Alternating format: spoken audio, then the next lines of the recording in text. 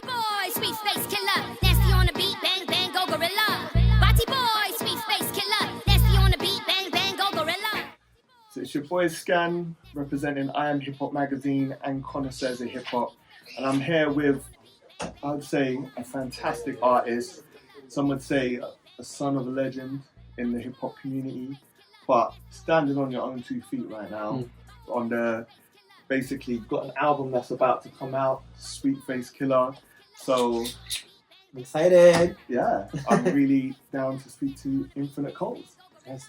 Now, so the first question we always ask, what would you say is the origin of your artist name? And was it the first name you began with, or how did you know? Which one? SweetFace Killah? Infinite. Infinite Coles. Yeah, Infinite Coles is my real name.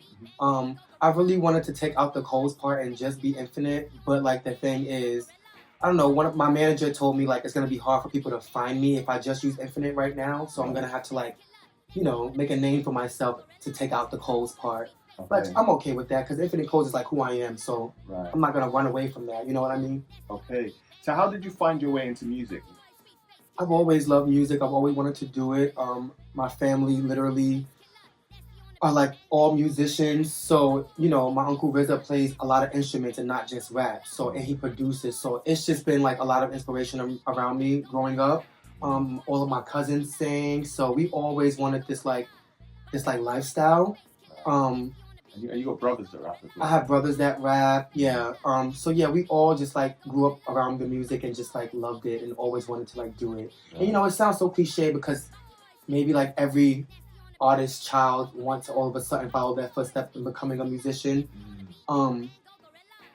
But yeah, that's something that I really like. That was literally my dream. Like that's the only thing I felt like I knew how to do. You know what I mean? Right. So yeah. So at what point did it become like not a hobby but actual passion to really want to go forward and have a career in music? So I always had the passion, but again, insecurities took a lot of my time away to make me not want to go to the studio or to this or that. But in 2015, I did a film that came out called Gang, and it went amazing. Like it did crazy numbers on days. They call it like the new version of Saturday Night Fever, Oh, wow. something like that. Yeah, they say it's the Tumblr version for Saturday Night Fever. Right. So from there, I did the soundtrack to that film, and the guy that was doing the soundtrack was working for XL Recordings with Richard Russell. And the next thing you know, I'm like in London doing music with Richard Russell. Right. So that was the moment where I just wanted to continue and just like, because Richard Russell saw me and gave me my life, and I'm just like, yo, like again, I can literally be myself and people will understand me and still love me for me at the end of the day. So there's no need for me to pretend to be anyone else. You know what I mean? Right. So, yeah, Richard, and then I'm like, yo, Richard Russell is the owner of this label, like the founder, like tech shit, like, you know? So I'm just like, what am I doing? Like, just go for it. Like, don't mess up this opportunity. Like, you're with XL Recordings right now. Yeah. I knew I had to keep that connection and just like continue. So, yeah. And that's a big label. That's the label behind Adele. Exactly. So that's massive. And I'm like, oh my God. And then, they have the label under them, which is like what, Young Turk, Young Now, which is like Twigs and like Sampha. So I'm just like, yeah, I felt like I was being put in the right space, the right position, and all I had to do was just like my work. Right. And yeah. And you got a lot of backing. So like on your debut EPs, you managed to get Sampha on the project. Yeah. So what was it like to work with someone as Well, amazing that as was Sampha? amazing. Some of those features were, so some of the songs were scraps, right? And about 2 or 3 of those songs came from Richard Russell's Everything Is Recorded album. Well, they were supposed to be on his album, but didn't make it. Right. So I kind of took it and put it on mine. Yeah. So that's why like Sampha was on there and things like that. I can't say his name right. Kamikaze Washington, the saxophone player. Kamasi Washington. Yes, exactly. Yeah. And then Wiki. I met Wiki from New York, obviously, but he was also like on the project with Richard Russell. Right. And I just hit him up like, yo, I got this song. Do you want to be on there? And he was just like, yeah, I got you. You're my brother. And gave me that verse. So as an artist, what would you say is your key inspirations, like for when you came to developing your personal style? Well, developing my sound and everything like that. How can I put this? I always thought I was gonna be an R&B type of like singer vibe, but I realized today I'm more than like I feel like a pop star. Right. You know what I mean? I want to make dance music. I want to make house music. I want to make people feel good, but at the same time cry while they're dancing. So like back in the day, the inspiration was a lot of women like Whitney Houston, Aretha Franklin, like you know the Brandys and Toni Braxtons. Because when my family did play like the other music, it was like rap and it was things that I didn't relate to. So I could only really relate to like even like Luther Vandross and things like that. You know what I mean? So if it was singing, I was here for it. Usher, all of them, like you know. But when it came to rap, it wasn't really my tea. So like today, my inspiration I found out is like really from DJs. I don't really listen to a lot of other artists. Maybe Doechii is my girl. Like you know, I love Justin Conrad, who's another like queer artist in the industry.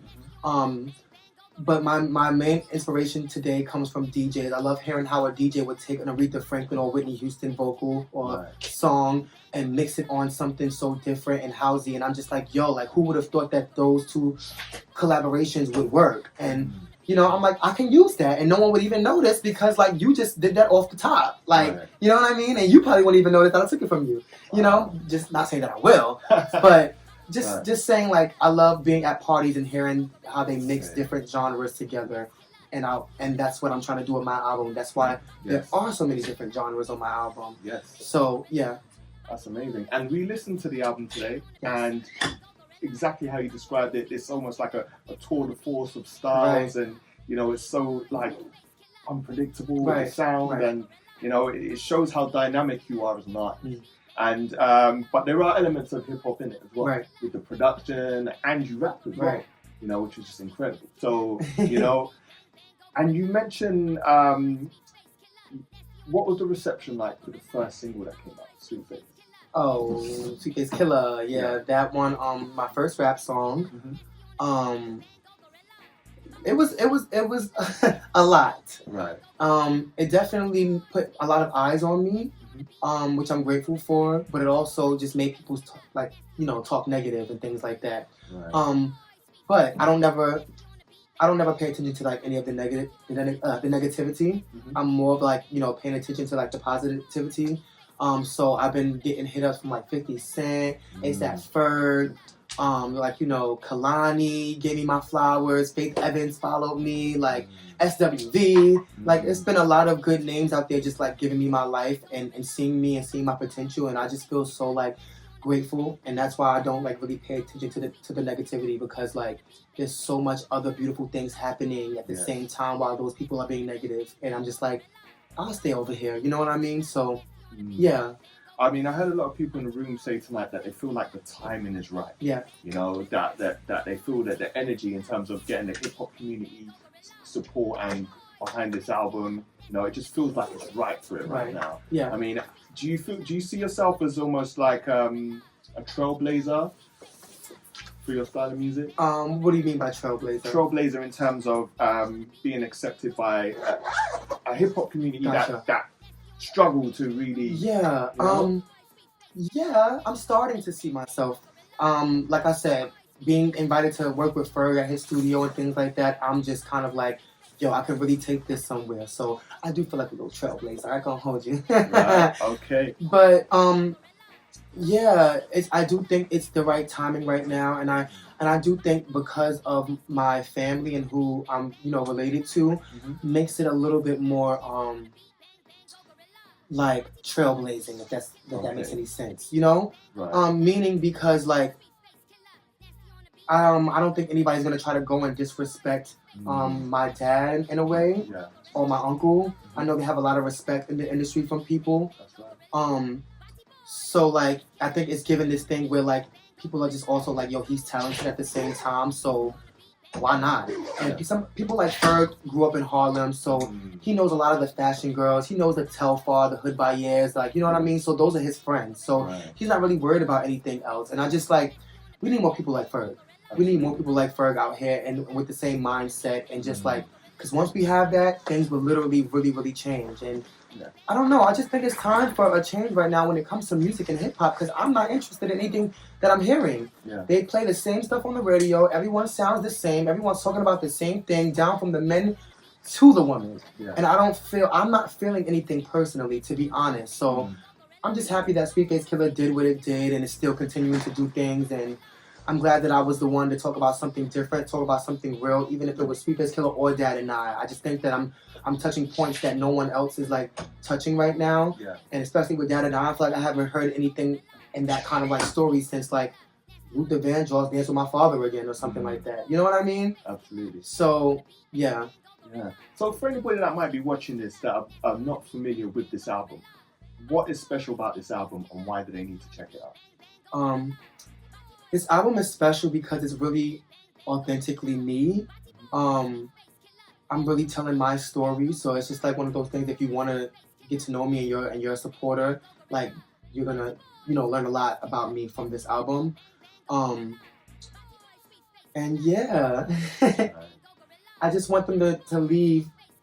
Like I want them to take away confidence and become more fearless and whatever they are or whoever they are and whatever they're doing. I just want them to like just go and do it and know that like things are possible and like sometimes you just have to like embrace your own self and not worry about anyone else accepting or respecting you. You have to respect yourself, accept yourself, and embrace yourself. And I don't know, it'll be like an instant like switch of like security within yourself, and the way that you move, the way that you talk, the way that you do your art, everything will just change on its own because you hit this like level of like confidence and like acceptance within yourself.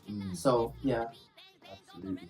And I think that's a fantastic note for us yeah. to close on. Yeah. So I want to thank you so much for taking the time to Thank you so much for having and me. I want to wish you all the success for Thank this you. album and everything else going forward in your career. Thank you so much. I appreciate you. Thank you. Thank you. Party boy, SweetFace Killah. Nasty on the beat, bang bang, go gorilla.